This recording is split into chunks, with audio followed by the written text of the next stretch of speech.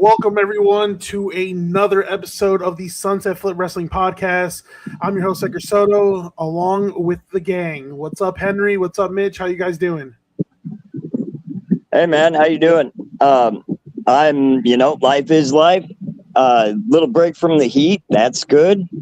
But otherwise, just every day doing my own thing, creative ventures, singing, everything I can do, stay busy. Otherwise, I'm good. How are you doing, Henry? Good, man. Just enjoying my last couple of days off before I return back to training next week, and then start my full school year as a special education teacher. So looking forward to new beginnings, having my own classroom. Oh, that's cool, man. It's a lot to do. Back to school already. Oh, God, I know. It comes quick. Summer goes by really quickly. I feel like the summer has gone by insanely fast. I've noticed as I get older, time goes way quicker. It used to go way slower. So. Yeah, no. It just flew. The summer just flew. I mean, it sucks because as we get older, it's just like the days, they just really fly by. They do. It feels like the year just started. It really does. But I'm looking forward to football season. Go Niners, even though we're like half dead already, injury-wise. Again. And I'm not going to say it, but I'm going to say it. The power plant. They're such liars. It's definitely the power plant. I mean, I'm just interested to see the direction wrestling going, because we have a lot of interesting layers and things happening honestly, I would say on all scales of the card. Like, it's not like how it was back in the day where it just seemed like the upper card was that. I feel like it's loaded from top to bottom, but the problem is it's just storytelling and everything. So, I mean, this was an interesting week, though. We did have it was sort of a slow week, but we have a lot of different things that did happen still, and it's pretty interesting and fair week in wrestling. That's the best way to put it, I think. Like I was telling you last week, Henry, I feel like SummerSlam was a reset button. Like, all the good storylines, everything I've been chirping about is coming to fruition. Braun Breaker's getting a push. LA Knight's getting pushed. Chelsea Green's getting pushed. I'm happy. I'm a happy guy. Yeah, and by the way, to quote both you and to quote myself and Mitch, so it was recently announced that I believe Roman Reigns' next two feuds were announced, with it being Penta in September. So obviously we said Penta. So we got that right. Yep. So Penta is going to be one of his feuds, and the next one after him for Money in the Bank, LA Knight. So they're not going to put him in of course they're not going to give it. Oh my God, WWE. You need to let him do the Daniel Bryan thing where he keeps getting rejected, give him the Money in the Bank briefcase, and then let him get the belt later on. You need to stretch it out. No, this is just now when they're pushing him. They've been burying him before. You need to milk the crowd. This is what I would do. I want to see LA Knight champion as quick as possible, but you need to milk it dry. It's going to be Trick Willie winning Money in the Bank. You know that, right? I'm okay with that, but I would rather LA Knight. LA Knight winning the possibility of LA Knight, let's say if he were to compete in the Money in the Bank match, that would have been better than just a one-on-all. Yes, because he's going to lose to Roman. Absolutely. Well, we'll see. We have a lot to say. So, shall we begin? Real quick, one more additional thought. I actually would like to see Solo win Money in the Bank. Solo is fire. We'll talk about Solo and his rise. Just a quick recap. Let's talk about again. What happened on SmackDown. Obviously right now the main event picture it is set, right? You have Punk versus Owens, who will clash for the undisputed WWE Championship, right? I think this is a perfect feud for both guys, right? Obviously Kevin Owens, ROH man. Yeah, Kevin Owens earning his title shot, right? By winning the Fatal 4-Way at SummerSlam, and now gets to duke it out with Punk, and there's a lot of history there. There is a lot of. And I was going to say, it feels like they squashed whatever they had, because I believe, I could be wrong. Well, correct me if I'm wrong. So I believe there was some bad blood there between KO and CM Punk in real life. that Yes. they refuse to even want to work with each other. Yes. So at this point, it seems like they've hammered out and hashed out whatever it was, and they're able to do that. Because I do remember that was a feud that was rumored a long, long time ago, and Yeah. Kevin Owens at that time said absolutely not. So I guess over the years that he's come back, they've hashed it out, and everything's good now. So, But yeah, I'm all for it. And we've been they're needing to see it for a long time. they're able to bring that personal animosity from the past on the screen, and it's showing, and it's great. It's what WWE needs more of. We need to believe the two people fighting each other don't like each other, or that there's animosity and that there's real stakes in between the match that they're doing. Otherwise, the moves mean nothing. The thing is, I don't think there's really that in wrestling anymore. I feel like Yeah, but everything's it's on so, like, screen, and that's what watered down. matters. But they're No, they're but what I'm bringing saying it is, on like, screen. what I'm trying to say is, like, it's like we already know. Like, I think it's because a lot of us are diehard wrestling fans and we sort of put two and two together. But like when it comes to like the younger generation now, like the casuals, Exactly. the regular fan base, it's like they don't know, and Right. it takes longer, and then they sort of, I don't know, like feel like they cater to them too much when it comes to the payoff and everything. Yeah, And I feel exactly. like that's the problem. There's more casuals than there are people like us, and so they're going to be invested and really think they hate each other because they are making you believe it on the screen, and that's what matters. Well, us as wrestling fans, we know it from ROH days. So I mean, there's been history. Since Right. I'm just saying, for the 18. people that aren't as deep into it as we are, they don't know any better, and they are. Like I said, they might be cool behind scenes, but they're bringing that animosity from the past on screen, and that's what you need, and I love it. Yeah, yeah, I love it too. And you know what? What I like about this feud, this I guess, build up, right, is that on the mic, Kevin Owens can hold his own. Oh, more than that. Obviously, I don't understand that on the mic. Obviously, in the past, we've seen it being more of a one-sided because let's talk about it. CM Punk is amazing on the mic. He's a loudmouth. He controls everything like me. But I just love Kevin Owens because he's also one of those I don't give a fuck attitude, right? Mm-hmm. And he holds his own. So sort of gotta have that in wrestling, honestly. Yeah. Seems like a centered human being with all things considered too. Yeah, no, again, like Henry mentioned before, that there was kind of like real life beef, real life tensions between them, right? So now we get to see what is what it's all about. I'm just happy that Kevin Owens is fully back. He's healthy and is getting another crack at a top championship. Same, me too. It'd be interesting. I mean, I don't see them taking the belt off anytime soon. But I feel like this first match with them is probably going to be like a DQ or some type of stupid finish just to keep the feud going for a bit. Who do you think Sami Zayn gets involved in some way? Probably. Or Drew McIntyre. I'm not sure. I would like to see. I don't think Kevin's winning, but I would like to see him win. I know all wrestlers. Yeah. All wrestlers it's gonna be a long-term feud. Yeah, well, hopefully, I'm hoping that. But all wrestlers, I'm aware all wrestlers have a little ego to them, and a little narcissism. But Kevin Owens, as people, speaking strictly as people, Kevin Owens seems more centered. Punk's just too narcissistic for me as a person, but I love them as wrestlers. I think that we're gonna probably get like at least 3 or 4 matches between. I hope you're right. I hope this isn't a one-off. No, it's not gonna be a one-off, but I think this is gonna be where they get 2-2, and then the last person wins. Where we get like a rubber match. It's gonna be that type of situation where it takes 5 matches to determine who's the better of them, and then the last one. Well, if you think about it, what are the next 5 pay-per-views coming up, Soto? They didn't even go 4 or 5 matches with Drew and Punk, so I doubt they'll go that far. But at least 2, like 3. Think this is all right? So do you think this is going to be like a what's it called? Like a trilogy of some sorts? It should be like a multiple trilogy. Yeah, I think it's gonna be like a multiple trilogy because I think that this first one is not going to count like towards the trilogy. It's going to be 0-0. It's going to be like a draw DQ finish, nobody wins, or something. Or just a sloppy finish. Yeah, either way. Some Okay. stupid ass finish. We're not going to get the conclusion onto that until one of them has a one match lead on the other.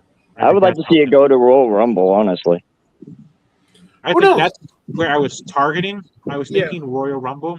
I was thinking that would be the perfect time to pull the And trigger that on way, something like Punk and Owens aren't in the Rumble match.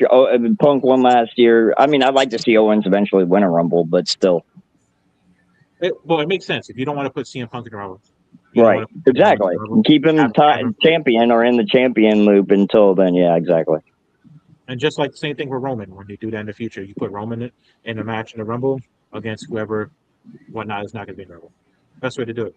That's why I want to stretch the LA Knight thing out. Exactly my point. Yeah, So I think just we all agree here. Punk is going to win this match at probably, but by a dusty finish.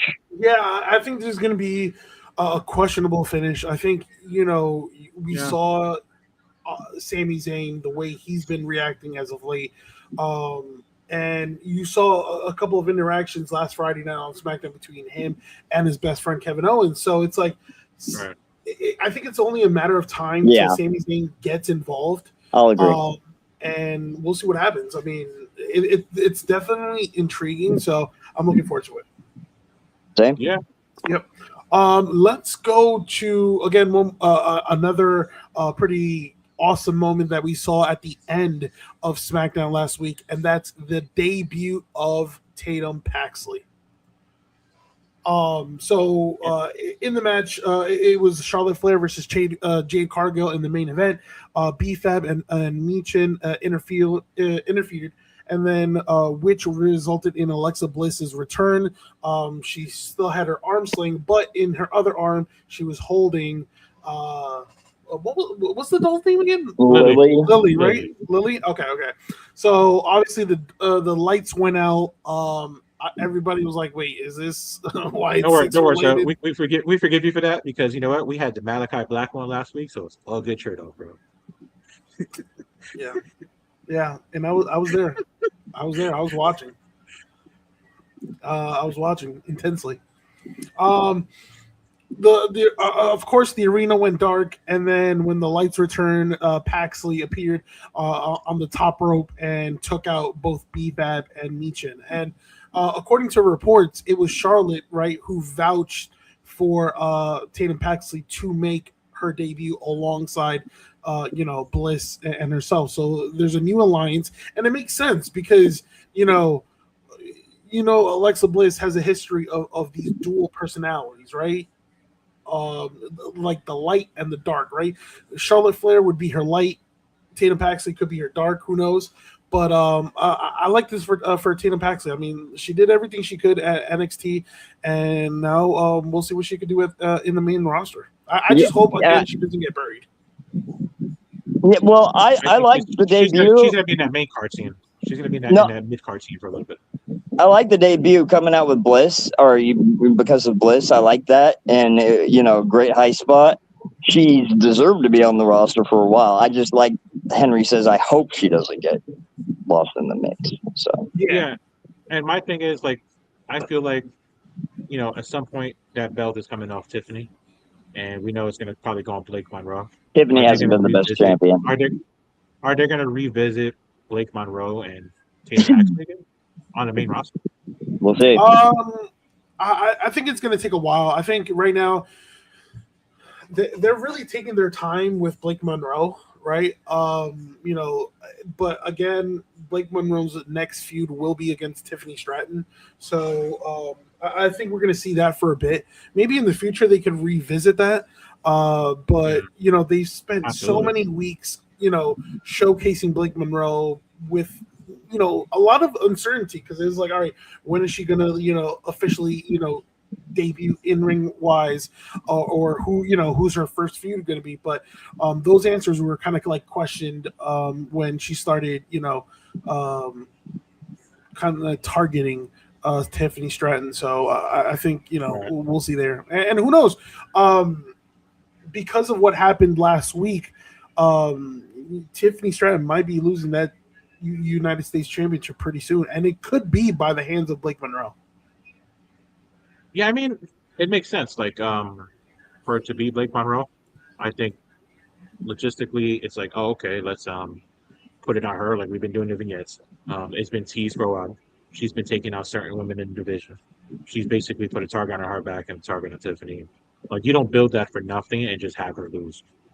But Yeah, I think Tiffany's just going to go back up to the main event scene, which makes sense. Like, yeah, and then makes a lot. that's why I say you saw somebody like Tatum Paxley in there at some point because we know Charlotte Flair and Alexa Bliss are going to be involved in the main event scene no matter what. And Tatum Yeah, Paxley's just coming up. Why not give Tatum some reps in the mid card to get her up there, same as Blake? Makes sense. yeah, I From a booking agree. standpoint, that's how I would book it, especially if you're like introducing her. We know NXT knows her, but the main roster fans are different from NXT fans, so it's a little bit of a different of like again casual versus diehard. It's always going to be that Correct, different. correct. All right, let's shift over to Monday Night Raw, where again the women's division is pretty crowded. Liv Morgan has a lot on her hands, right? Ever since SummerSlam, right? The return of Becky Lynch, the return of Stephanie Vaquer, both women targeting her and her championship. But it's only a matter of time of we get a number one contenders match, right? It would probably be Lynch and Vaquer, right? But will it be a triple threat match? I mean, I think it's triple threat. yeah. Does Liv I think we're Morgan getting like? triple threat, Yeah, that's where I'm Becky heading. needs it but I more. think this is Becky needs it yeah, more. and this is not yeah, but this is also I think what they're doing with this feud is I think this is a way like again this is the whole who really dissects wrestling and who's just there just to see whatever happens. This is a way to get the belts off the Liv Morgan and still make her look strong. I I'm think not convinced of that yet, boys. You all thought that was going to happen in SummerSlam. I didn't think that was going to happen at SummerSlam. I did. Well, Soto or others, I think one of you guys did, for sure. I don't know. It might have been one of them. I'm not sure, but I didn't think she was losing. I said that it's teasing her that she's going to lose, and I I think think they're that going to continue doing that. There's a strong possibility, it's going to be either Stephanie Vaquero or Becky Lynch takes it off her. It's just a matter but of I don't time. know if it's imminent. I think it might be more further down the road, but we'll see. Well, remember, Liv is not really defending the title as much. She could push it a pay per view, a PLE or two, with whatever going on. And So I mean, that's and probably that going to happen. That yes, I don't see her pushing, not having a match, but I see her trying to delay it with some bullshit stipulation or storyline or something just to keep it going. right, and that's To creating that issue. heat, and the more heat on her, the better. And they might do a tease of, okay, we're finally going to drop the belt for her. No, we're not. The rug pull. So I've seen them do that so many times, and it's smart if you want heat. So it wouldn't surprise me. I mean, yeah. Well, it's interesting. Becky, like I said, we talked about Becky's an interesting one in this whole. She's sort of the X factor right now because technically the way she was talking and how her mannerisms, it doesn't. I don't think she's a heel in this feud, and I don't think she's a face. I think she's more of like a true tweener. No, she See, is. We have a She is. tweener Becky. bro. So we keep going back to this. She could have attacked Stephanie Vaquero. She didn't attack Stephanie Vaquero. We keep going back to this, Henry. I said it like multiple times last week. Heels and faces don't exist in WWE anymore. They're all tweeners. For the most part, except Baron Corbin and a few others. I think and in some way, I kind of agree with Mitch because it's what's happening right now with the whole bloodline storyline. Exactly. It's like we don't know who's heel and who's not, right? Because no one is. I think that's because no one is. Exactly. Like I'm talking about think about people like Io Sky and Sol Ruka. They haven't done anything really like. No, right. You're right, but you have a guy like Roman Reigns who one day he's giving his props to Seth Rollins, right, and whatnot, and then but he's approving Jacob Fatu's actions of taking out everyone. And I'll say this I'll add this. Even LA Knight, with LA Knight denying Solo the other day. Like they all have heel and face aspects. That's what I'm saying. Some just it's what the crowd chooses to get behind now. And that's what I think they're leaning into. Roman is an anomaly. I think I disagree.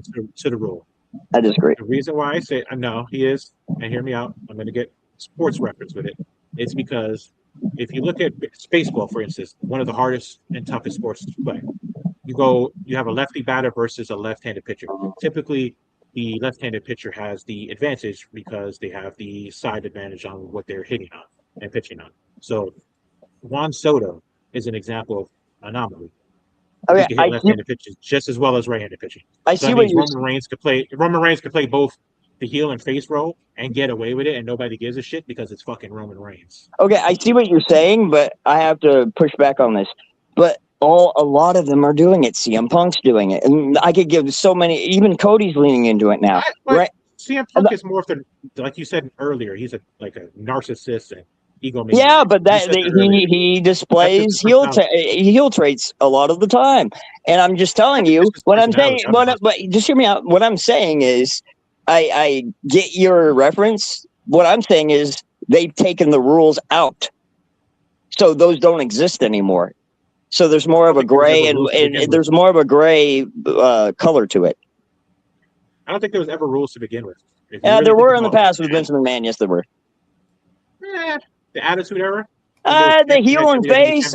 Yeah, but they leaned into like whoever they leaned into whoever the crowd was getting behind and made them more face. Yeah, but think about it. They didn't defend the championship for 6-7 months at a time, 8 months. We had champions that were injured. Well, that was a different era. But I'm saying everybody says, oh, there was rules, so you had to defend it 30 days. No, I meant like rules between heel and face and heel. I don't think there was any rules for that either. I think everybody just interchanged, like we've been talking about. I think it was just. Well, I just think it's changed, but that's just my opinion. I think kayfabe is what's the issue. Kayfabe. Yeah, that's definitely got something to do with it. Yeah. And MJF said it best a lot, and that's why MJF acts the way he does, because he tries to preserve kayfabe. He doesn't want to be the overly nice guy to fans eating on signings, because if you look at his persona, he's a dick. Why does he have to be, oh, hey, how are you? No. When the fuck does a heel do that? The heel goes like this right to you. Soto, we saw it when we went to fucking Hammerstein. Remember, who was it? Eric Young and all of them, they were face, and they were doing heel tendency, and they were like this the whole time. I agree. They were getting booed like crazy, but he was a face. I agree that the characters who lean into kayfabe more are my favorites, like Leo Rush, LA Knight, even Obafemi. Like he's staying true to his character. The ones who stay true to their character is what I can get into the most. Yeah, but let me get back to Lynch versus Fekir, and I think this is going to be a triple threat match. I think that this is teasing the eventual end of Liv Morgan's championship reign. I don't think that it's going to happen, like Mitch said, right away, but I think that this is going to lead to basically protecting Liv and making her still look strong and be a dominant heel and giving somebody a championship run. That's the way you do it. That's the smart way to do it. I'll give you my take. Everybody look a certain way. I'll give you my take on this. I'll give you my take on the situation. I think if it is a 3-way, which they're kind of teasing, right? I think they're going to do a Lynch versus Vecchio number 1 contenders. Liv is going to get it interfered, and then the rest is history. You already know what's going to happen. I think Liv retains against both of them. This is what I think will happen. Raquel is IC champion, great. Liv is women's champion, great. Yep. What is Roxanne doing? Absolutely nothing. I think, this is just my opinion, if I'm WWE, you have a great storyline you can set up, because Liv kind of undermines Raquel, right? I mean, not Raquel, Rox, right? Yeah. Right. I think you put Roxanne Perez in the Money in the Bank ladder match, have her win, and cash in on Liv. Remember, they've been first of all, they first teased about there would have to be a lot of things that happen between there, but I definitely can see it. Yeah. But I mean, the seeds were planted months ago where Liv Morgan was paranoid about, is Roxanne really, with us or against us, or but they haven't done anything since then. So that's my question. Right. But I think they just wouldn't. I remember that. Yeah. I just think they wouldn't put that for nothing. I just, I believe that's the way to go. And we'll switch. he'll be back. Yeah, we have Roxanne win the ladder match, and then Hey, so cash in on Liv. just to get you on topic, remember the Rock promo with Jonathan Coachman? He's like, "Hey, do the dance." He's like, and he kicks him. He goes, "Get your monkey ass out." Yeah, That's what I wanted to say that shit so bad when Mitch left, just because I thought about that promo. It showed up on my feed the other day on TikTok. I was cracking up. Still, classic wrestling feed with The Rock is legendary. For those who really want to learn about wrestling, I suggest watching a lot of the classic Rock promos, Stone Cold promos, things like that. That's really what got up a lot of our joy for wrestling. no. But, anyways, let's keep moving. Let's continue. Obviously, All right, so this let's talk about Braun Breaker's being obsessed with Oba's claims as the future of the company. So Braun Breaker has really gotten into his feelings the past 2 weeks, or ever since he had that face-to-face with Obafemi. But this past episode of Monday Night Raw, it was Obafemi who marched to the ring, dropped Theory, and then stood face-to-face to Breaker, and Breaker didn't do much. And then Breaker afterwards, he confronted Paul Heyman, demanding to know if Heyman viewed Femi as the true future of WWE, and like a genius or an oracle does, Paul Heyman evaded the question, and he said, along the lines of, like he flipped it around. He flipped it around on Breaker. Very, very wise of him to do so, right? Where do you think? I mean, he was the wise man. Yeah, exactly. Right. So my thing is, we know we're gonna get Obafemi at Breaker at some point. We just don't know when, right? But what do you? I think this is gonna be the next feud. Oba and him. There's no way. What do you think will happen between Breaker and Paul Heyman? Does Breaker separate himself from the Vision? Does Breaker? I think that's where they're leaning toward. I think pretty much the Vision is going to be like done at some point. Okay. Because I did hear a rumor tension with Logan Paul and some dumb shit I heard, but I don't know how true it was. But I think Logan Paul doesn't really need the Vision. Let's cancel that out. Logan Paul could be a heel by himself and get the heat. He doesn't need it. So he's gone. Braun Breaker be heel or face. He's one of the future stars of WWE. Doesn't need the Vision either. That's 2. So where does that leave Austin Theory? They've been pushing Austin Theory up the card with Maxine. So I think that pairings work. They're going to keep that going. I think what they're going to do is they're going to keep having this obsession thing play out until Braun Breaker demands a match and says, "This is for who's the best in WWE," and we know Opa's going to win. And then the next match, this might be a trilogy too. We might get like at least 2-3 matches out of this before it's finally done. So I think he's going to go. It's going to go the Brock Lesnar route. It's going to be 1-1. They get one more rubber match between them. This feuds them. The last match is going to elevate both of them even more. It's going to elevate Braun Breaker into the stratosphere that he's already in. Personally, I think it happened too soon. It's happening too soon. I thought we were definitely going to get this matchup, but maybe later down the line. I just didn't think it would be this quick, right? And then a match of this caliber, like, you would save it for a big event, right? So, like, do you save it for Survivor Series? Do you save it for, if you save it for like an event like Money in the Bank or any other pay-per-view, it's just unless we don't get Braun in Money in the Bank, I could see this match working. Who knows? Who knows? Hey, listen, maybe especially if we go back to branded Money in the Banks like Raw and SmackDown. Usually every year, right, the War Games match features the Bloodline, right? And to be honest with you, it could feature the Bloodline again this year. But if it doesn't, no, it's not. It is going to feature the Bloodline. No, but I'm saying like Bloodline is exponentially growing, and we'll talk about more why. You could do a War Games of like Team Breaker versus Team Oba, right? Obviously, Breaker team will consist of the Vision, right? And I think by then you'll have Brunson Reed back, you'll have Theory, Yeah. well, Logan Paul will be a question mark, but on Oba's side, that would be a little bit more, interesting, right? To see who would Yeah. actually team up with Oba, but you can do that, right? Yeah. Yeah. Exactly. Yeah. Let's continue. Let's talk about Big Cass, right? So one of the things is we've seen week after week, well, back to back weeks, right?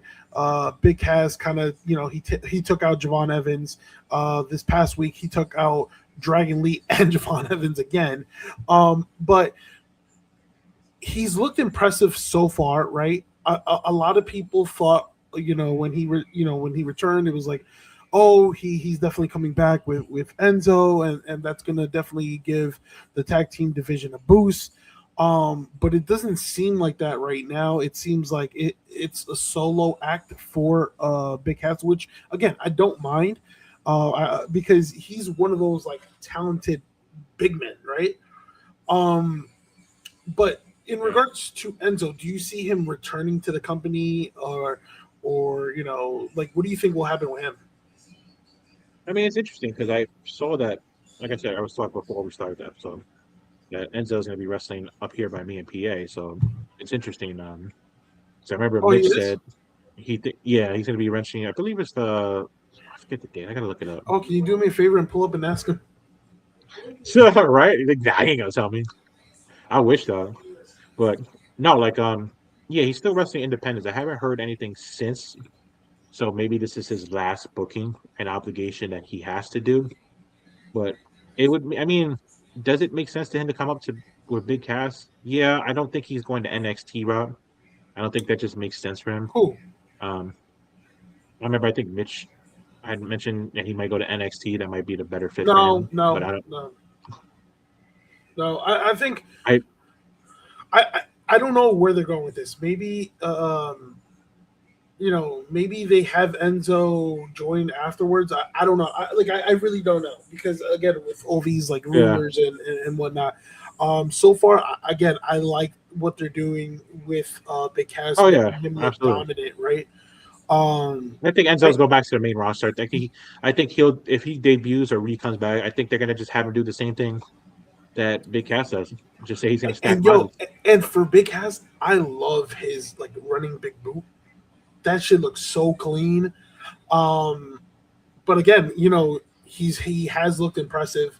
It's just a matter of like, all right, where are we going with this? Because now it's like, all right, you've targeted Javon, you've targeted Dragon Lee. Will the list continue? And like, let's say they all gang up on him, or you know what I mean? Like, where is the end game? Like, what do you, what exactly are you doing with Big Cass? I don't know. I feel like we're gonna get a swerve here. I feel Okay. like even though they're teasing a Big Cass solo routine, Mhm. I think we're going to get Enzo coming back at some point.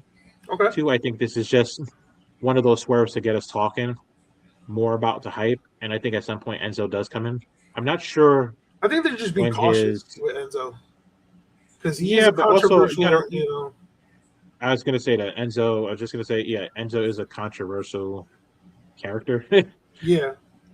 and he sort of had a bad track record of saying a lot of things in the past. So I don't know if people have truly forgiven him. Exactly. I'm not gonna never say never, because that's wrong to say in wrestling. Because we learned that when Bruno Sammartino came back, Wilson the Warrior came back, Sting debuted in the WWE. There was so many things. Edge returning, Page coming back, Yeah. Daniel Bryan. It's been so many different things. So like, I never say never in wrestling, because I think it's stupid to say. Yeah. No, I agree.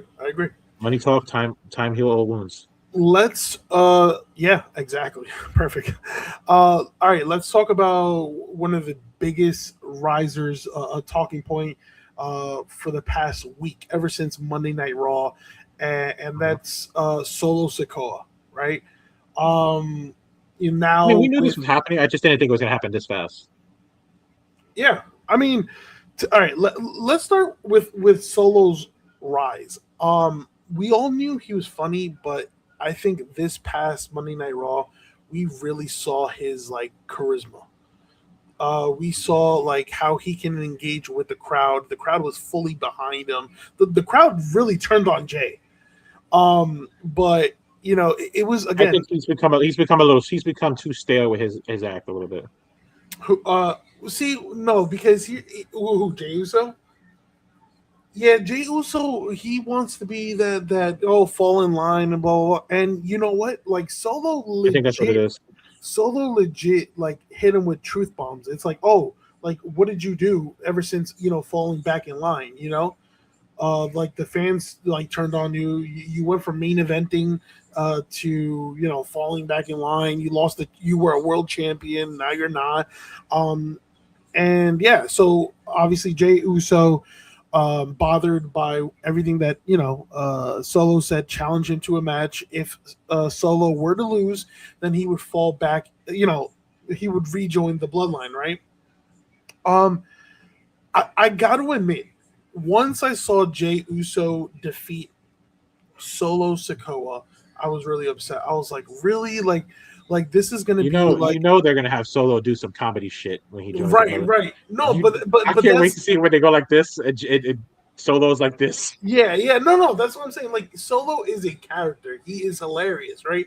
So obviously, as soon as he took the pinfall, I was like, damn, really? Like, are they really going to do this right now? But then I took a day to, think it out, read what everybody's comments, right? And it's like, okay, it makes sense where like he becomes the troll of the group. Like I don't want it to be a situation where the same situation as Jacob. Jacob lost to Roman. He joined the bloodline, and no, we need to capitalize on this version of Solo. So I think there's going to be some swerves with him joining the bloodline. He's not going to be listening to them. I think this is the time to say it. It's gonna be a slow. I would not be surprised. I would not be surprised if Solo was the reason that LA Knight becomes champion. That's exactly what I was thinking. Yeah. But how would that help with the main card scene with Roman? What do you do with Roman? Well, it would be like a couple-month run, and then Roman would probably get it back before WrestleMania. Exactly, yeah. My thing is, if you have a month or 2 month run of a championship with LA Knight, that's fine. Because the mission was completed. You made him champion. Right. I think that's. I think that's where we're heading to, but I don't want to, get my hopes up. Yeah, hopes high, because we've seen. We forget one factor though. I know we're gonna talk about him later. Yeah. You know who else has why Solo has a target on his back? Not only by the bloodline Roman, he had also the target on his back from a debuting member that debuted at NXT, which we'll talk about later. But remember what move Solo was using, bro. Don't forget. That's not going to come in. I don't think that's going to come into play for a while. I don't know if it's going to come out, in play or not. But I think it will at some point. It's just it's not not anytime soon. It's gotten to the point where LA Knight has, or LA Knight trusts Solo Sikoa. I think what Solo is going to do for the next few weeks is he's just going to give this impression that he has joined the bloodline. And when the time comes, I think that's when the turn happens, and LA Knight becomes champion. I don't want to get ahead of myself, but that's what it seems like. We get a Sami Zayn, Jay Uso, and Jimmy Uso turning on Roman type betrayal. No, it's a slow burn where. No. It's a slow burn where Roman puts Solo down, Solo acts like he's in line, and then at the right time, boom, Simone spikes. Listen, I think in that match, right? No, but what I'm saying is they do it, the fans cheer it, and it's finally like that slow burn. Like it happened with Sammy. Yes. Finally did what he needed to do. It happened with that's what I'm saying. It happened with Jimmy and Jay when that was a slow burn. The reaction. There's going to be that reaction. Solo's never going to be turned against the fans completely. Right now, Solo's at an all-time high. and they need to take advantage of that, right? I agree. So for him to go to the Bloodline and be a troll, I think that's fine, and I'm cool with that. But if he goes back to being the Bloodline and being this like series solo again, that's where we're gonna have a problem with it, because it's like you're missing out on something very special with Solo. And I agree. I think they're aware of it, and I think what they're gonna do is have Roman try to put Solo back in that spot and minimize him, and then the fans are gonna clamor for it, and then at the right time, Solo is gonna say "nah," and boom, and then I think and that moment, in my opinion, will happen at Money in the Bank. I feel like at Money in the Bank, because the room match is Roman versus LA Knight for the championship, it's going to come to a moment where the Bloodline will get involved, right? Definitely Jacob will get involved, but Jacob will be neutralized by a returning Royce Keys. This is my opinion. This is just... It's going to be funny if what happened, what Mitch says happens. Like you say, Soto, you said that Solo will be like a double agent, basically. He's going to help LA Knight. You both that's exactly what I'm saying. It would be interesting. It would be interesting if Mitch's theory, what he said earlier, comes true. I was thinking about it. Is if Solo wins Money in the Bank, and he wants to basically have him cash it in and help him basically make it a 2-on-1 match against LA Knight, and Solo he complies at first, but then it's like a swerve, and then he goes after Roman, and then he can win. Yeah, that would be an insane moment for the fans too. Listen, there is that part where, like you mentioned, Money in the Bank, right? Let's say if Solo's in the match, yes, Solo can win, and then he can cash in that same night or build up and then strike when most needed, right? But but right now, when it comes to the males' Money in the Bank, because Mitch, I mentioned for the women's Money in the Bank, my early pick is Roxanne Perez. For the men's, my early pick, and I said it like a while ago, was Sami Zayn. I feel like Sami Zayn, you have a storyline there if KO becomes champion, or if Punk becomes champion, and seeing how WrestleMania next year is in Saudi, it makes a lot of sense. But then now Sami cash in at Mania. Who knows? That's what I'm saying. And now with the sudden rise of Solo, you have to now consider Solo for that position as well. So I would be more interested in the Solo Money in the Bank win, but I can see where you're going. Well, if they go the route though, Soto and Mitch, of making 2 Money in the Bank winners from each brand, 1 man, 1 woman, that could work, because remember, Solo's technically part of Raw, Sami Zayn is part of SmackDown, so you technically can't have that scenario back happen. Forth. I mean, they have, but it would be an interesting way, and it sort of would be foreshadowing things. WWE, like I said, and Soto has said numerous times, WWE does things for a reason. It's never nothing most of the time. I just think this whole last couple of years it's been consistent. It's like betting, bro. I just think you gotta just but sometimes they drop the ball here and there. But we'll Solo see. joining Solo joining the Bloodline. It adds a lot of intrigue. I see where they're going. I'm invested. When it first happened, I was like, "What? What are you doing?" Yeah, but I get it. I get where they're going. Yeah. So but speaking of the Bloodline, it has expanded to NXT, and that's Zilla Fatu arriving in WWE, showing up at NXT, making his presence known. I mean, it's just crazy, because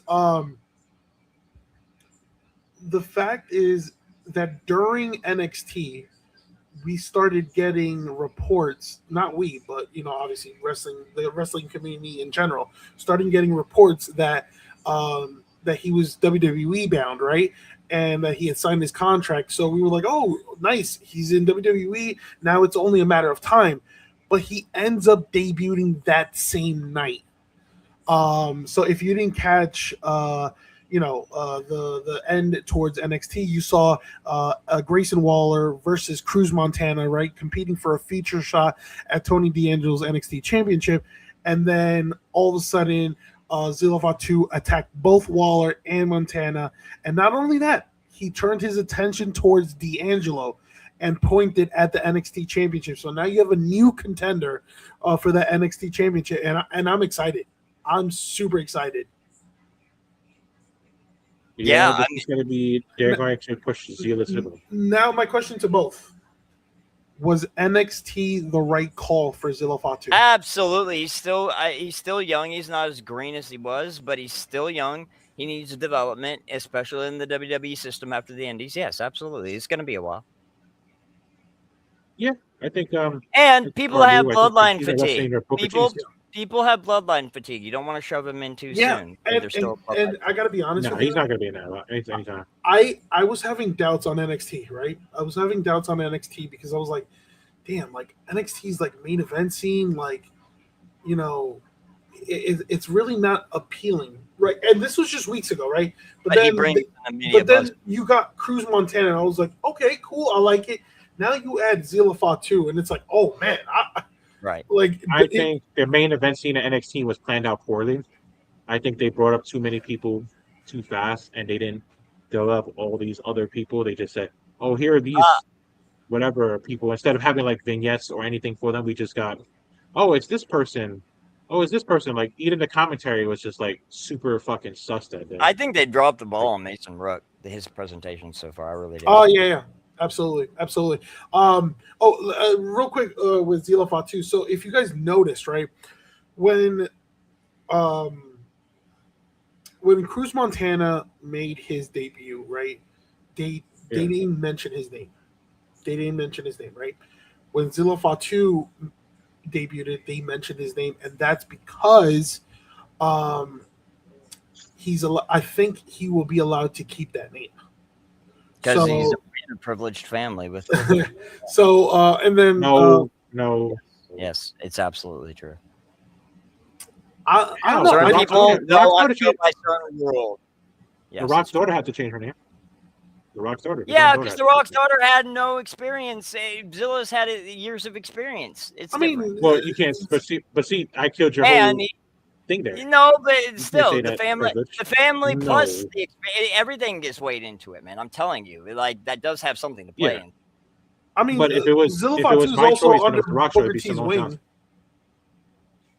Yeah, I was gonna say that he was in a Booker T's promotion for a long time. So yeah, I mean, he was waiting just to get that final call. And People were high on him for years. And let me tell you the impact that Zilla Fatu has already had, right? According to Elite Rockers with a Z on X, right? He said Zilla Fatu's debut on last night's episode of WWE NXT has garnered over 16 million views across all WWE social platforms in under 15 hours. Exactly. It is one of the most watched NXT debuts of all time. Yep, and that's the metric they go on. It's a big name. It's a name that's been rumored for years with WWE. Yeah. And now it's actually a true thing. And now think about it, like the possibilities with him in the future are endless. Yeah. And to, answer my own question, yes, I think NXT was the perfect place to start for him, right? So yeah, absolutely. In the main event scene. Yes. Yeah, get that experience. I don't think any of us disagree with anybody. But it's gonna be one of those close runs. Like it's gonna be like one of those solo runs. When Solo was in NXT 2.0, he was there for a bit, right? But then boom, he got the call up, and the rest is history, right? So I think at least a year. I think we'll get him anywhere from 8 months to a year. I would say 8 to 14 months. Yeah. Yeah. All right. Let's. A year's probably. I would say a year's probably good. A year, right? Okay. Yeah, I'd go between a year. Yeah, I won't say 14 months, but I won't say 8 months. About a year. Either this time next year or like before WrestleMania. Okay. This time next year would be good. Oh, the year after. Let's shift over real quick again to the land of all elite, right? Where we saw Kenny Omega making the save for Will Ospreay, but issues a warning. So Omega saved Ospreay, right, from an attack from the Don Callis family, right? He told Will Ospreay, he warned him about Don, right? But Ospreay didn't listen. And basically Omega was like, you know what, don't expect this to be a recurring thing. Ospreay tells Kenny he didn't ask for his help, he thanked him, and he doesn't want his help. So again, a good piece to insert into this buildup of a match at Wembley. Yeah, I mean, listen, I think Kenny Omega versus Will Ospreay that's gonna be such a banger of a match. Yeah. I mean, I feel like AEW with all of AEW storylines, they feature the Don Callis family and features Too much. Don Way Callis. too much. It's too big of a stable. That's the problem. It needs to be. And a lot of those They people lay are just that getting out. lost in the shuffle in the background. Yeah. Yeah. Stable shouldn't be more than, honestly, like, just think about like the 5 or best 6 stables all the time, like Evolution, 5 or those 6. kind of 4 stables, like 4 to 6. yeah, 4 to 6, anywhere between there's the sweet spot. I Yep. think once you start getting like 6 and up, I think that just starts clouding like You get into all the cards, NWO you know. territory. Yeah. Yeah, you Or get like the bad oversaturated NWO or- in 99, 2000. Yeah. So Yeah, I like the Wolfpack one. I'm not gonna don't be hating on that one. Well, I'm talking more like the NWO B team. Like Vincent, Stevie Ray, yeah, Brian Adams, I mean, yeah, like I get it. Like I think Kurt when it comes to Hennig. that, They but, like, made him lose, got lost in the shuffle. I feel like the Don Callis, I'm gonna be honest with you. I saw everything, so I feel like Don Callis sort of overshadowed that whole promo. I think it sort of made Ospreay look like and then they had Kenny Omega come out and scare him, but then warn him. And It's Ospreay just was just like that. Like they I don't know. It was just it was a weird promo. They don't need to involve the Don Callis family in this, but again, you know, as Omega said on the mic, he said, "But this isn't the man I want to fight at Wembley." You know, but Will, I hope you understand. I can't help you like this from here on in. It's just you and me, right? Again, so. But they keep inserting the Don Callis family because, you know, obviously both wrestlers have ties to Don Callis, right? But I don't. Again, seems like I the whole don't, roster does at this point. Yeah. I don't know if this is the way to go to build up this matchup. No, like when you hear a Kenny Omega versus Will Ospreay matchup, we know that the match is going to be absolutely phenomenal. It's just the build up. There's just we need better build up towards this match. Mm-hmm. Absolutely. Now, here's one match that, or one segment that I really want to talk about, and this is a rivalry being renewed, right? If you didn't catch AEW Dynamite, Swerve Strickland made his surprise return to AEW, right? Interrupting a Trios Championship celebration, right? Interrupting his old rival, Adam Hangman Page. So again, you know, Swerve addressed his past with Page, right? And obviously he addressed his wins over the 3 champions being Hangman, Bandito, and Brody King, right? Yep.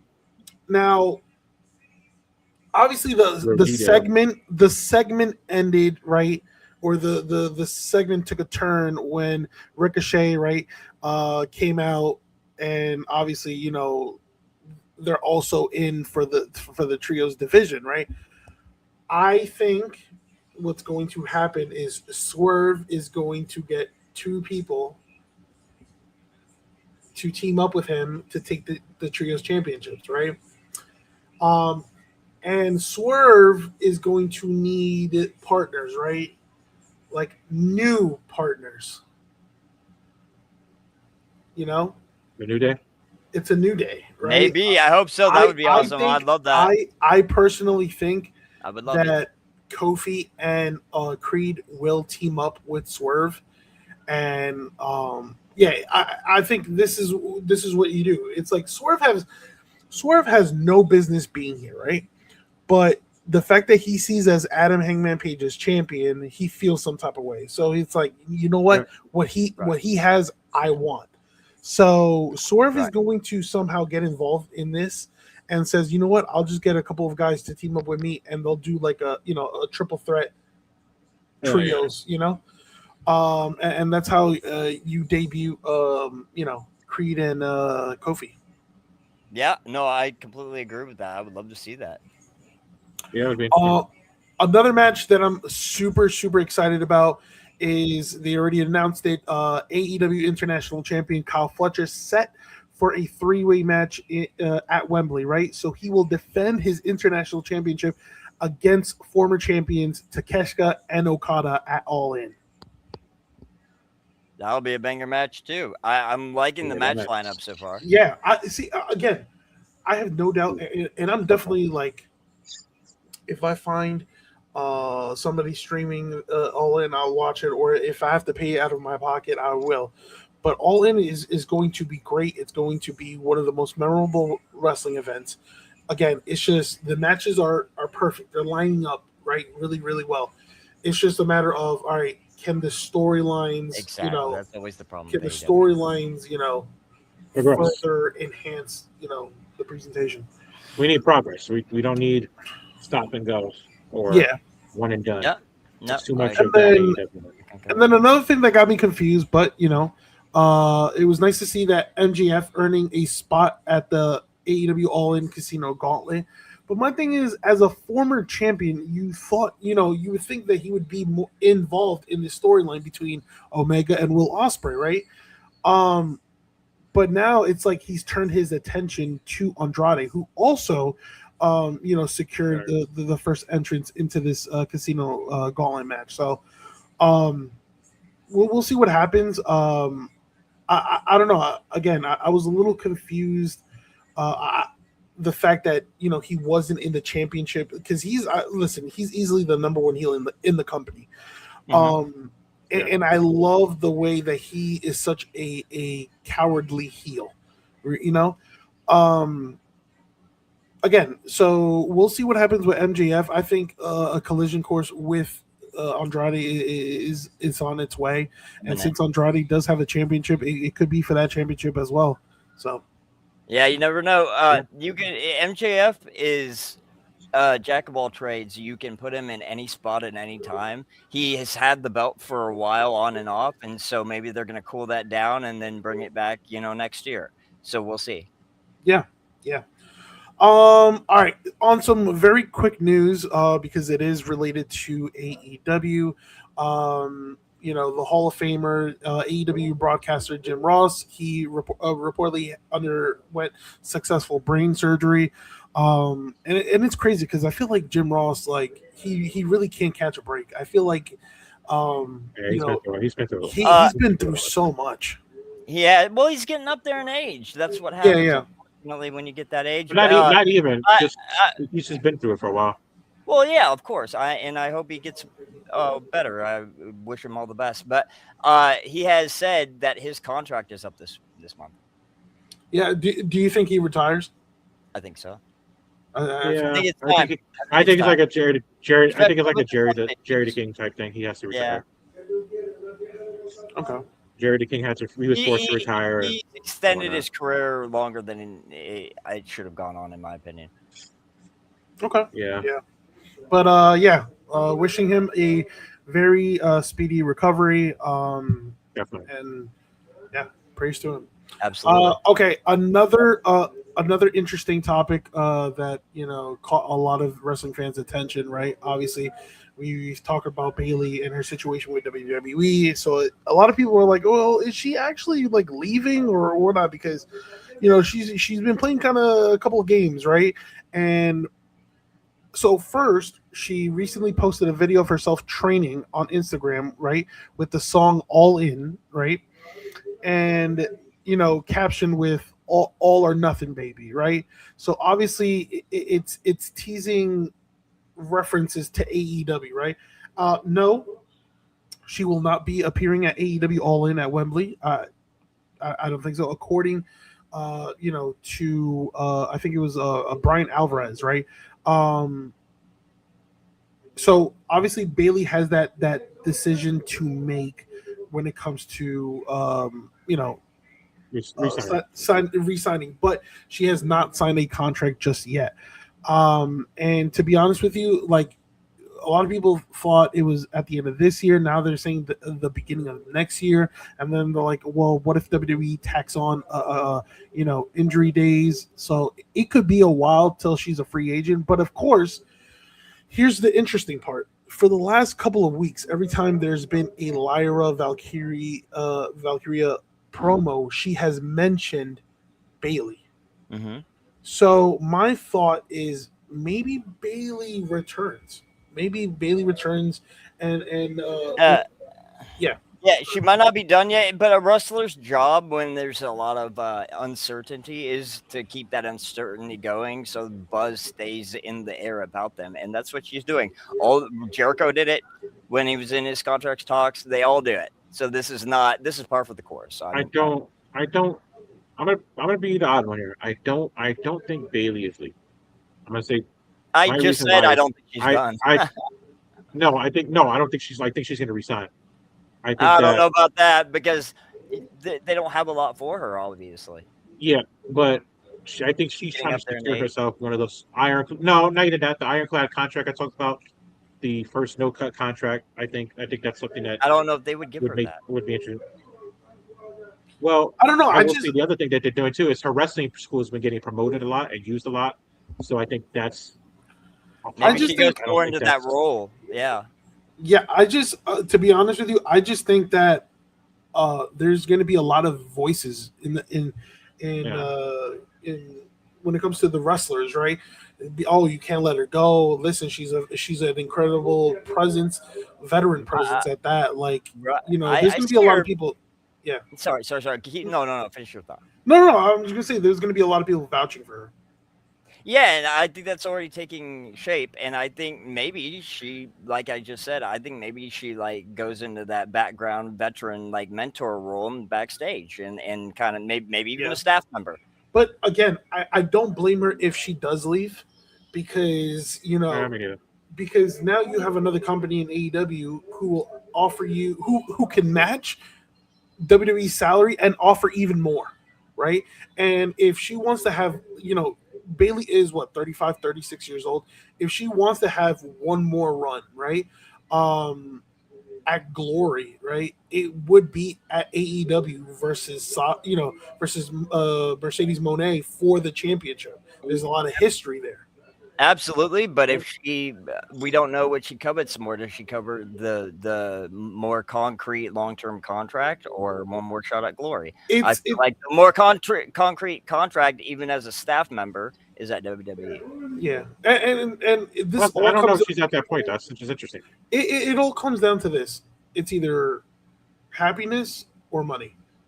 And if she sometimes they go hand in hand, but I think happiness you'll probably see her at AEW because there's more opportunities, right? There's fresher matchups, right? And money. The longevity isn't guaranteed there. Like you don't know how long they're going to keep her in the mix of things, and I'm sure that's in her head too. But again, there's going to be a lot of people in WWE who are going to try to convince her. Right? Oh yeah. Absolutely. You'll probably have people like maybe like Punk or AJ Lee.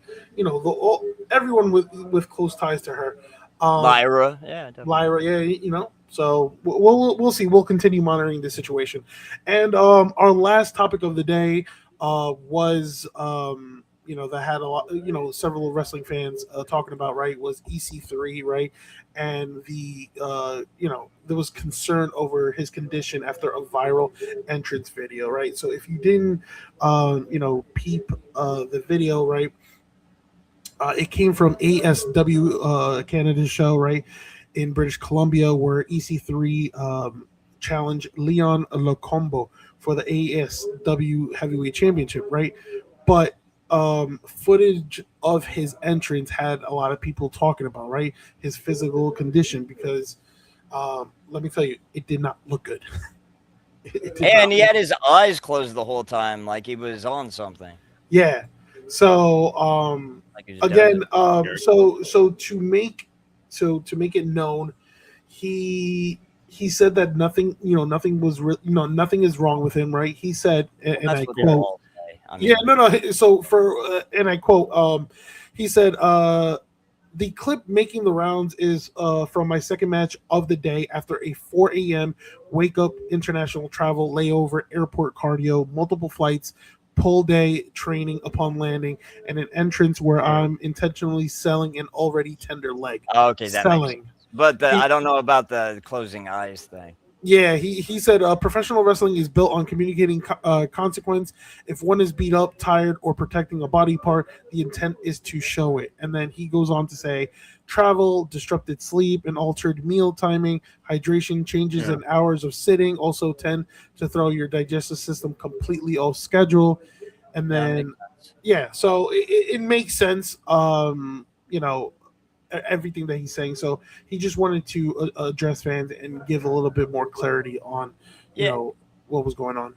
The internet wrestling community has a tendency to overblow things, so that's not surprising. Exactly. Yeah. Wow, what a show! Oh, real quick before we end, I'm gonna take B's reigns real quick before we end this episode. Roman Reigns Tomorrow.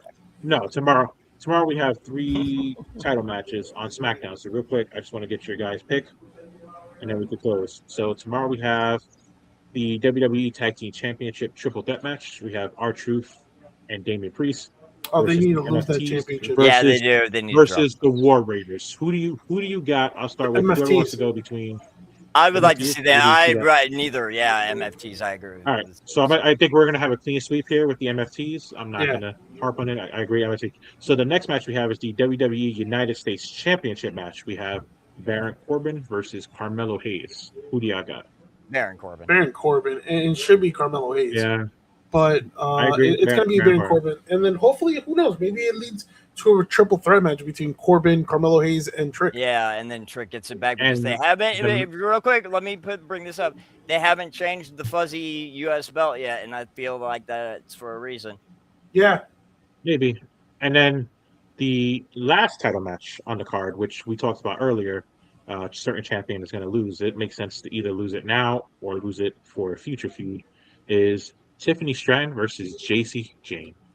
Stratton is absolutely losing that championship tomorrow. JC Jane. I'm going to say JC Jane. I think it's JC Jane. I think this is where you have Fatal Influence. Even though, go ahead. No, go ahead. Yeah, even though there are reports that some of Fatal Influence is seen as unsafe workers at times, but I think JC Jane is the more polished out of the 3, and I feel she should win. I think it's gonna be JC. I think WWE is all in on Fatal Influence. Just quickly, I'm gonna say this. I think that's a clean sweep. All 3 of us agreed. Wow. Yeah, I mean, yeah.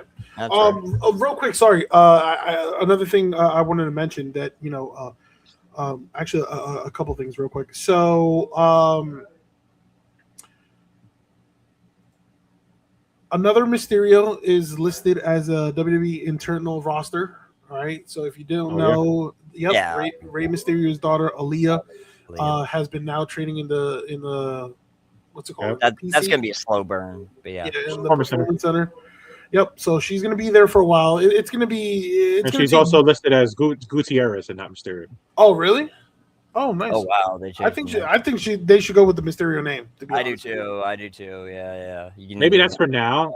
They could change it, but right now she's listed eternally as Gutierrez. Yeah, and so it's also being reported that Chelsea Green is expected to be out of action for several weeks, right? Following a broken orbital bone. The worst timing possible. Right. However, she is not expected to be removed from television or stripped. So not, but still, that's bad timing. Yeah, it is bad timing, but you know what? I agree. I don't know if you guys caught what Booker T said about Chelsea Green. He said, work through the pain, baby. You worked too hard to get here. To have to give it up, that would not be poetic justice at all for as hard as she's worked to get there. And to be honest with you, he's on the money because he's right about this, yes. This is her shot. She drops this shot, she's never getting one again. I agree with you. And we've seen it before. We've seen it before. So he's right on. You gotta, at the end of the day, you gotta protect your spot. You gotta protect your body and everything, but you also have to protect your spot because this is one of these rare occasions where you don't know if this is gonna happen again. Exactly. Totally agree. Can't add any more to it because I agree. Yeah, because we've already known all the history regarding Chelsea Green and all the criticism and is she a main event star or is she only a mid card? Those are the dumb voices in the back, but yeah. Yeah. So But yeah, that will again do it for us at the Sunset Flip Wrestling Podcast. Again, thank you everyone who tuned in.